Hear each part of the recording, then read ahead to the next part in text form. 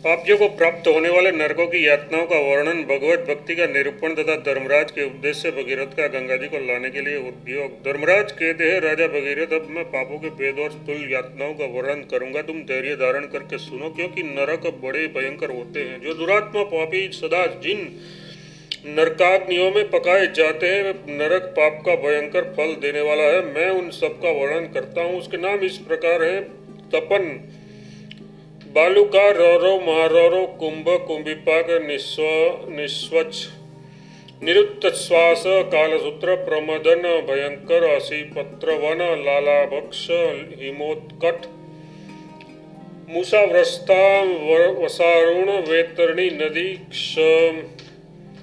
क्षवभक्ष्य, मृतपान, पुरीशहद, तप्तशूल, तप्तशिला, साल्मी वृक्ष, शोणित कूप, भयानक शोणित भोजन,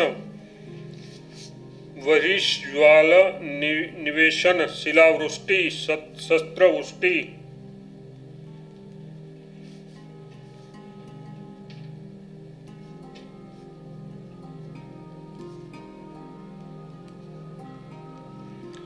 सहस्त्रवृष्टि, अतिवृष्टि, शारोदक, उष्णतोय, तप्ताश, पिंडभक्ष, अधशिर शोषण, मरुत्प्रतपन, पाषाण वर्षा, कुर्मी भोजन,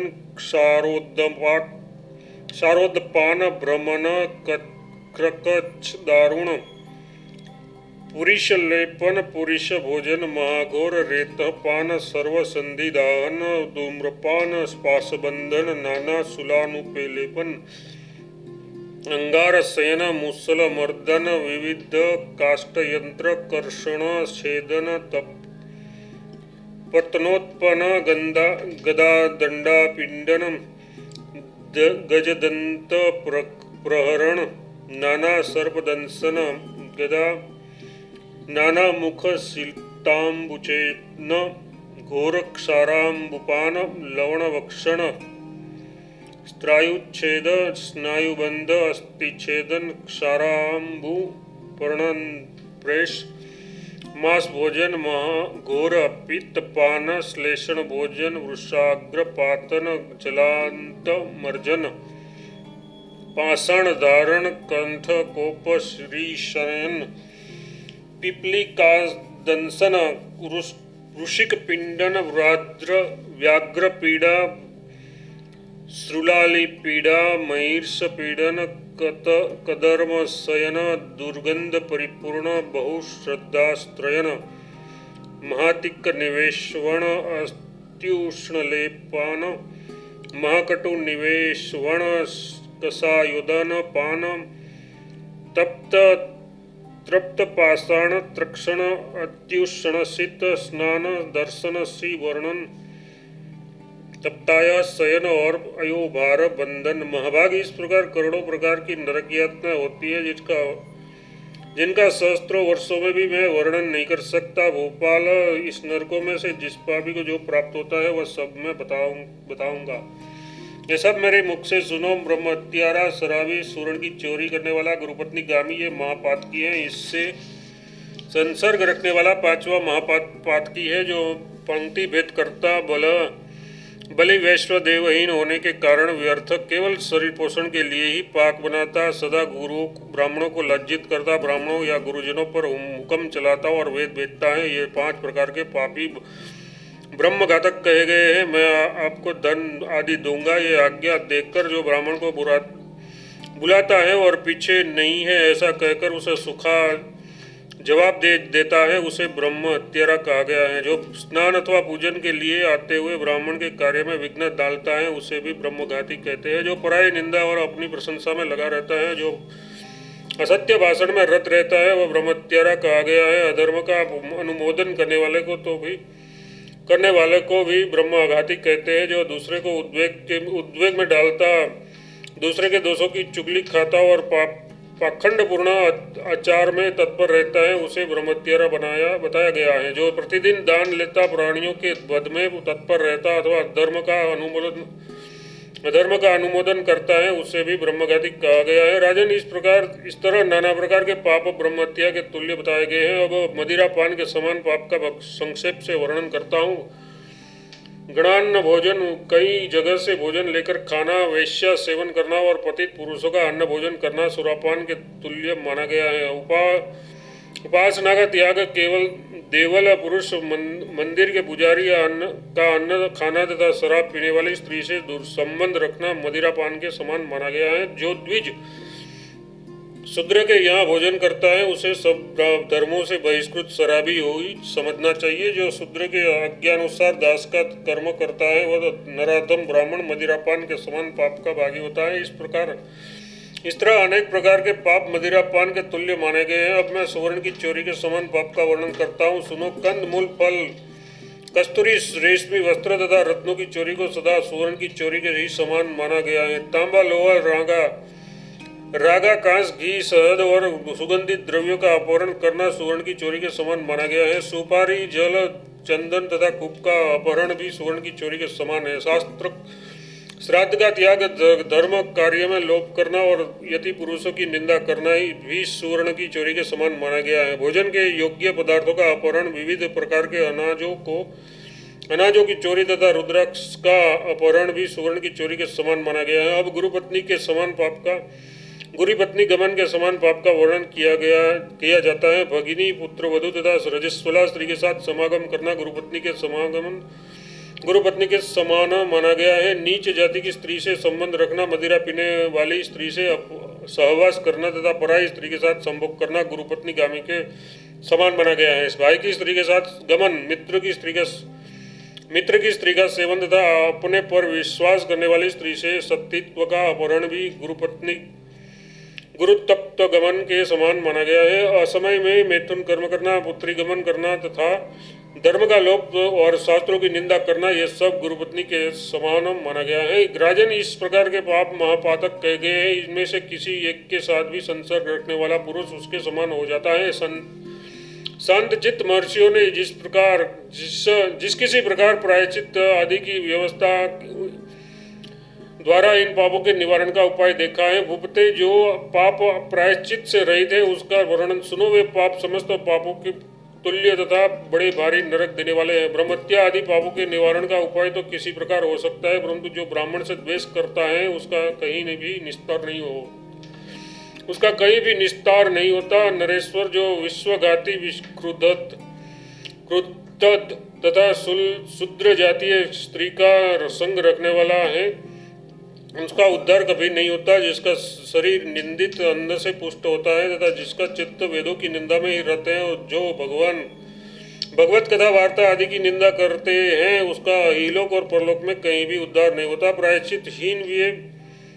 प्रायश्चितहीन भी बहुत से पाप है, उसका परिचय मेरे नरक वर्णन के साथ सुनो। जो महापातक की बताए गए हैं वे उन प्रत्येक नरक में एक युग रहते हैं और अंत में वो पृथ्वी पर आकर वे 7 जन्मों तक गधे होते हैं। तदनंतर वे पापी 10 जन्मों तक गांव से भरे शरीर वाले कुत्ते होते हैं। फिर 100 वर्षों तक उन्हें विष्ठा का कीड़ा होना पड़ता है।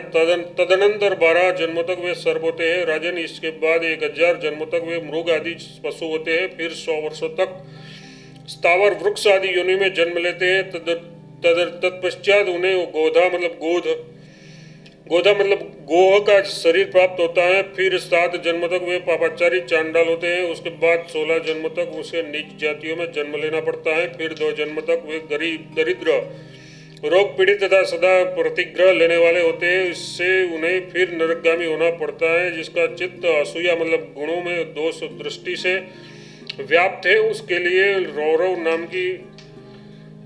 रौरव नरक की प्राप्ति बताई गई है। वहाँ 2 कल्पों तक स्थिर रहकर वे 100 जन्मों तक चांडाल होते हैं। जो गाय, अग्नि और ब्राह्मण के लिए न दो ऐसा कहकर बाधा डालते हैं, वे 100 बार कुत्तों की योनि में जन्म लेकर अंत में चांडालों के घर उत्पन्न होते हैं। उसके बाद वे विष्ठा के कीड़े होते हैं। फिर 3 जन्मों तक व्याघ्र होकर अंत में 21 युगों तक नरक में पड़े रहते हैं। जो पराई निंदा में तत्पर, कटुभाषी और दान में विघ्न डालने वाले होते हैं उसके पाप का ये फल है। चोर,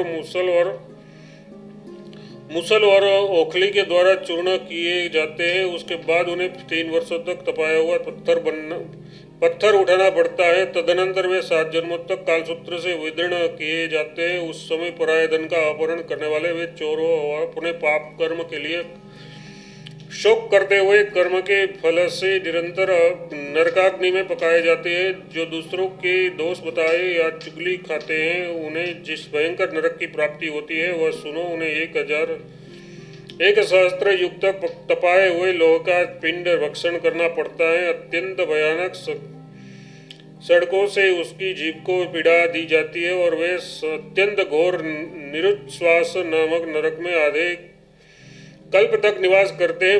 अब पर स्त्री लंपट पुरुषों को प्राप्त होने वाले नरक का तुमसे वर्णन करता हूँ। तपाए हुए तांबे की स्त्रियां सुंदर रूप और आभरणों से युक्त होकर उसके साथ हठपूर्वक दीर्घकाल तक रमण करती है। उसका रूप वैसा ही होता है जैसे स्त्रियों के साथ वे इस लोक में संबंध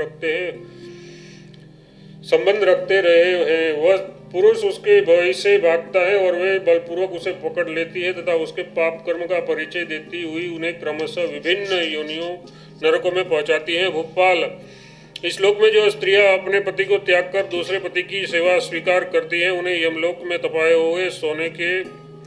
हुए लोहे के बलवान पुरुष लोहे की तपी हुई सैया पर बलपूर्वक गिराकर उसके साथ बहुत समय तक रमण करते हैं।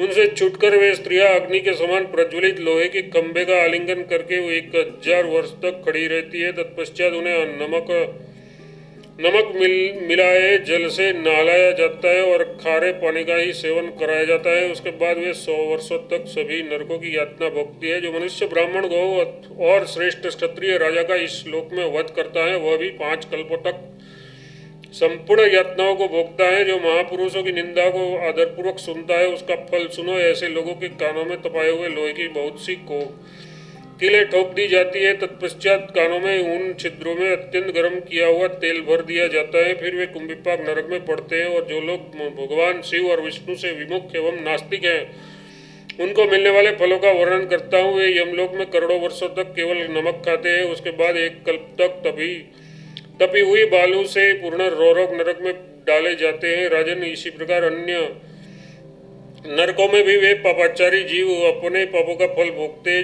जो नराधन को पूर्ण दृष्टि से ब्राह्मणों की ओर देखते हैं उनकी आंखों में हजारों तपी हुई सुइयां चुभो दी जाती है। नृपश्रेष्ठ, तदनंतर वे नमकीन पानी की धारा से भिगोए जाते हैं। उसके बाद उन पाप कर्मियों को भयंकर आरों से चिरा जाता है। राजन, जो लोग विश्वासघाती, मर्यादा तोड़ने वाले तथा पराये अन्न के लोभी हैं उसे जिस भयंकर नरक की प्राप्ति होती है वह सुनो। वे आपका ही मांस खाते हैं और वे अपना ही मांस खाते हैं और उसके शरीर का वह प्रतिदिन कुत्ते नोच खाते हैं।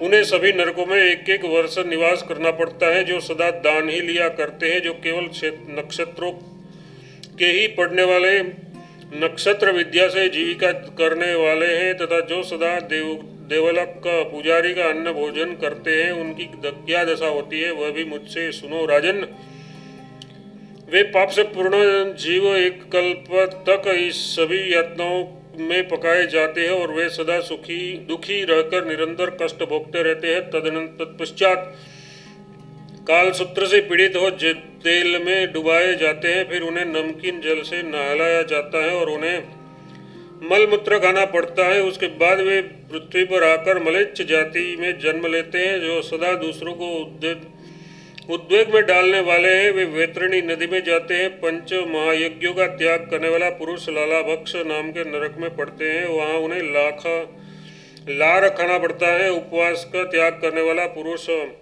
रौरव नरक में जाता है। भूपाल, जो ब्राह्मणों के गांवों से कर लेता है वे जब तक चंद्रमा और तारों की स्थिति रहती है तब तक उन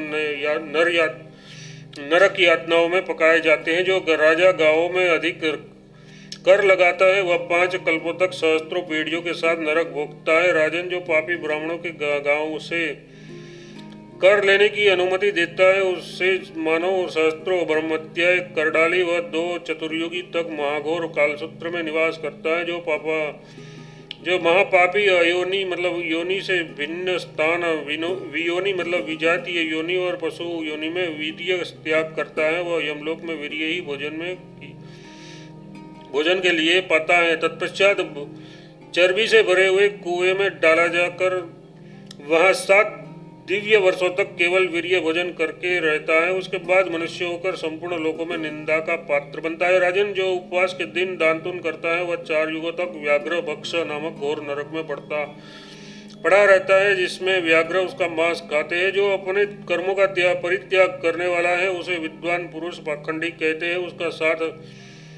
उसका साथ करने वाला भी उसी के समान हो जाता है। वे दोनों अत्यंत पापी हैं और सहस्त्रों कल्प तक क्रमशः नरक यातनाएं भोगते हैं। राजन, जो देवता संबंधी द्रव्य का अपहरण करने वाले और गुरु का धन चुराने वाले हैं, वे ब्रह्महत्या के समान पाप का फल भोगते हैं। जो अनाथ का धन हड़प लेते और अनाथ से द्वेष करते हैं, वे कोटि कल्प सहस्त्रों तक नरक में निवास करते हैं। जो स्त्रियों और शूद्रों के समीप वेदाध्ययन करते हैं, उसके पाप का फल बताता हूँ, ध्यान देकर सुनो। उसका सिर नीचे करके पैर ऊपर कर दिया जाता है और दोनों पैरों में 2 खंभों में कांटे से जड़ दिया जाता है। फिर वे ब्रह्मा जी के 1 वर्ष तक प्रतिदिन धुआं पीकर रहते हैं। जो जल और देव मंदिर में तथा उसके समीप अपने शारीरिक मल का त्याग करता है, वह भ्रूण हत्या के समान अत्यंत भयानक पाप को प्राप्त होता है। जो ब्राह्मण का धन तथा सुगंधित काष्ठ चुराते हैं, वे चंद्रमा और तारों की स्थिति पर्यंत घोर नरक में पड़े रहते हैं। राजन, ब्राह्मण के धन का अपहरण इलोक और परलोक में भी दुख देने वाला है। इस लोक में तो वह धन का नाश करता है और परलोक में नरक की प्राप्ति कराता है। जो झूठी गवाही देता है, उसके पाप का फल सुनो। वह जब तक 14 इंद्रों का राज्य समाप्त होता है तब तक संपूर्ण यातनाओं में भोगता रहता है। इस लोक में उसके पुत्र पौत्र नष्ट हो जाते हैं और परलोक में वह रोग तथा अन्य नरकों को क्रमशः भोगता है। जो मनुष्य अत्यंत कामी और मिथ्यावादी है, उसके मुंह में सर्प के समान औरे भर दिए जाते हैं। इस अवस्था में उन्हें 60,000 वर्षों तक रहना पड़ता है। तत्पश्चात उन्हें खारे पानी से नहलाया जाता है।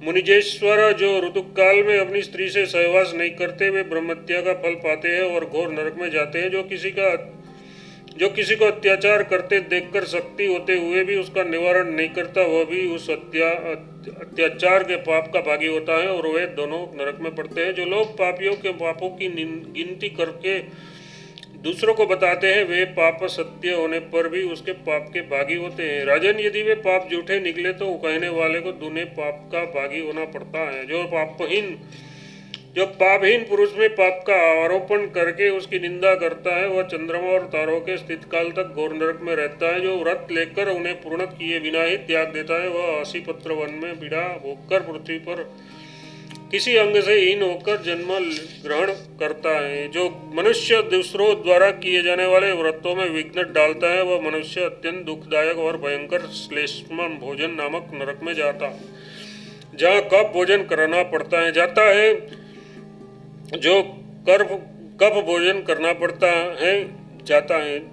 जो न्याय करने तथा धर्म की शिक्षा देने में पक्षपात करता है, वह 10,000 प्रायश्चित कर ले तो भी उस पाप से उसका उद्धार नहीं होता। जो अपने कटुवचनों से ब्राह्मणों को अपमान करता है, वह ब्रह्म हत्या को प्राप्त होता है और संपूर्ण नरकों की यातना भोगकर 10 जन्म तक चांडाल होता है। जो ब्राह्मणों को कोई चीज देते समय विघ्न डालता है, उसे ब्रह्महत्या के समान प्रायश्चित करना चाहिए। जो दूसरे का धन चुरा कर दूसरों को दान देता है, वह चुराने वाला तो नरक में जाता ही है और जिसका धन होता है उसको इस दान का फल मिलता है। जो कुछ देने की प्रतिज्ञा करके नहीं देता है, वह लालाभक्ष नाम के नरक में जाता है। राजन, जो सन्यासी की निंदा करता है, वह शिलायंत्र नामक नरक में जाता है। बगीचा काटने वाले लोग 21 युगों तक स्वभोजन नामक नरक में रहते हैं, वहाँ जहाँ कुत्ते उसका मांस नोच कर खाते हैं। फिर क्रमशः वह सभी नरकों की यातना भोगता है। भूपते, जो देव मंदिर तोड़ते, पोखरा नष्ट करते और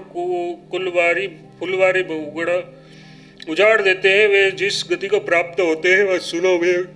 वे इस सब यातनाओं को नरकों में पृथक पृथक पकाए जाते हैं। अंत में 21 कल्पों तक वे विष्टा के कीड़े होते हैं राजन। उसके बाद वे 100 बार चांडाल की योनि में जन्म लेते हैं। जो जूठा खाते हैं और मित्रों से द्रोह करते हैं, वे उन्हें चंद्रमा और सूर्य की स्थिति काल तक भयंकर नरक की यातना भोगनी पड़ती है। जो पितृ यज्ञ और देव यज्ञ का उच्छेद करके तथा वैदिक मार्ग से बाहर हो जाते हैं, वे पाखंडी के नाम से प्रसिद्ध हैं। उन्हें सब प्रकार की यातना भोगनी पड़ती है। राजा भगीरथ, इस प्रकार पापियों के लिए अनेक प्रकार की यातना है। प्रभु, मैं नरकों और उनकी यातनाओं की गणना करने में असमर्थ हूँ। भूपते, या पापों यातनाओं तथा धर्मों की संख्या बताने के लिए संसार में भगवान विष्णु के सिवा दूसरा कौन समर्थ है। इस सब पापों का धर्मशास्त्र की विधि से प्रायश्चित कर लेने पर पाप राशि नष्ट हो जाती है। धार्मिक कृत्यों में जो न्यूनाधिकता रह जाती है, उसकी पूर्ति के लिए लक्ष्मीपति भगवान विष्णु के समीप पूर्वोक्त पापों के प्रायश्चित करने चाहिए। गंगा तुलसी सत्संग, हरि कीर्तन, किसी के दोष न देखना और हिंसा से दूर रहना, ये सब बातें पापों का नाश करने वाली होती है। भगवान विष्णु को समर्पित किए हुए कर्म निश्चित ही सफल होते हैं। जो कर्म उन्हें अर्पित नहीं किए जाते, वे राख में डाली हुई आहुति के समान व्यर्थ होते हैं। नित्य नैमितिक काम्य तथा जो मोक्ष के साधनभूत कर्म है, वे सब भगवान विष्णु के समर्पित होने पर सात्विक और सफल होते हैं। भगवान विष्णु की उत्तम भक्ति सब पापों का नाश करने वाली है। नृप से सात्विक, राजस और तामस आदि भेदों से भक्ति 10 प्रकार की जाननी चाहिए। वह पाप रूपी वन को जलाने में के लिए दावानल के समान है। राजन, जो दूसरे का विनाश करने के लिए भगवान लक्ष्मीपति का भजन किया करते हैं, वह अधमा तामसी भक्ति है, क्योंकि वह दुष्ट भाव धारण करने वाली है। जो मन में कपट बुद्धि रखकर जैसे व्यभिचारिणी स्त्री अपने पति की सेवा करती है, उस प्रकार जगदीश्वर भगवान नारायण का पूजन करता है, उसकी वह मध्यमा तामसी भक्ति है। पृथ्वीपाल, जो दूसरों को भगवान की आराधना में तत्पर देखकर ईर्षावश स्वयं भी भगवान श्री हरि की पूजा करता है, उसकी वह क्रिया उत्तमा तामसी भक्ति मानी गई है। जो धन धान्य आदि की याचना करते हुए परम श्रद्धा के साथ श्री हरि की रचना करते हैं, वह पूजा अधमा राजसी भक्ति मानी गई है। जो संपूर्ण लोकों में विख्यात कीर्ति का उद्देश्य रखकर वह परम भक्ति भाव से भगवान की आराधना करता है, उसकी वह क्रिया मध्यमा राजसी भक्ति कही गई है।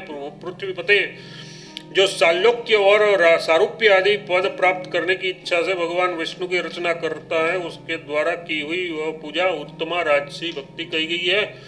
जो अपने किए हुए पापों का नाश करने के लिए पूर्ण श्रद्धा के साथ श्री हरि की पूजा करता है, उसकी की हुई ये पूजा अधमा सात्विकी भक्ति मानी गई है। ये भगवान विष्णु को प्रिय है। ऐसा मानकर जो श्रद्धा पूर्वक सेवा शुश्रूषा करता है, उसकी ये सेवा मध्यमा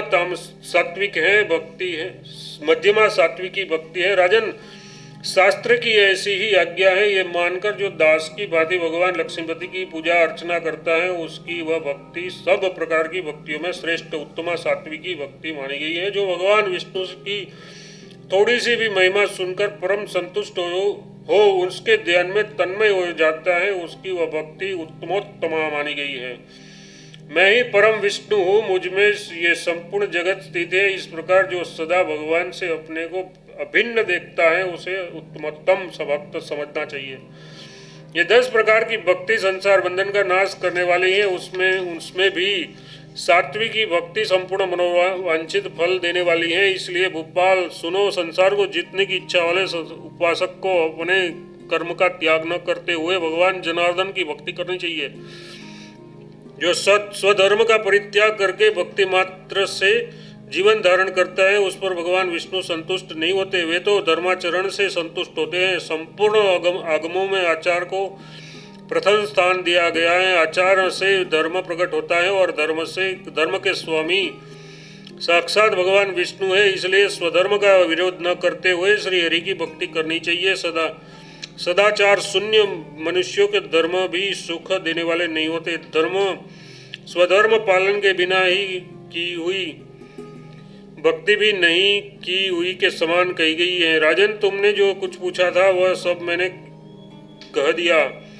अतः तुम अपने धर्म में तत्पर रहकर सूक्ष्म से सूक्ष्म रूप वाले जनार्दन भगवान नारायण का पूजन करो। इससे तुम्हें सनातन सुख की प्राप्ति होगी। भगवान शिव ही साक्षात श्री हरि है और श्री हरि ही स्वयं शिव है। इस दोनों में भेद रखने वाला दुष्ट पुरुष करोड़ों नरकों में जाता है। इसलिए भगवान विष्णु और शिव को समान समझकर उनकी आराधना करो। उनमें भेद बुद्धि करने वाला मनुष्य इलोक और परलोक में भी दुख पाता है। जनेश्वर, मैं इस जिस कार्य के लिए तुम्हारे पास आया था वह तुम्हें बताता हूँ। सुमते, सावधान होकर सुनो। राजन, आत्मघात का पाप करने वाले तुम्हारे पितामहगण महात्मा कपिल के क्रोध से दग्ध हो गए हैं और इस समय वे नरक में निवास करते हैं। महाभाग, गंगा जी को लाने का पराक्रम करके तुम उसका उद्धार करो। भूपते, गंगा जी निश्चय ही सब पापों का नाश कर देती है। नृपश्रेष्ठ, मनुष्य के केश, हड्डी, नख, दांत तथा शरीर की भस्म भी यदि गंगा जी के शरीर से छू जाए तो वे भगवान विष्णु के धाम में पहुंचा देती है। राजन, जिसकी हड्डी अथवा भस्म को मनुष्य गंगा जी में डाल देते हैं वह सब पापों से मुक्त होकर भगवान श्री हरि के धाम में चला जाता है। भूपते, अब तक जितने भी पाप तुम्हें बताए गए हैं वे सब गंगा जी के एक बिंदु का अभिषेक होने से नष्ट हो जाते हैं। श्री सनक जी कहते हैं, मुनिश्रेष्ठ नारद धर्मात्मा महाराज भगीरथ से ऐसा कहकर धर्मराज तत्काल अंतर्ध्यान हो गए। तब सब शास्त्रों के परागामी महाबुद्धिमान राजा भगीरथ संपूर्ण पृथ्वी का राज्य मंत्रियों को सौंपकर स्वयं वन को चले गए। वहां से हिमालय पर जाकर नर नारायण के आश्रम से पश्चिम की तरफ बर्फ से ढके हुए एक शिखर पर जो 16 योजन विस्तृत है उन्होंने तपस्या की और त्रिभुवन पावनी गंगा को वे इस भूतल पर ले आए।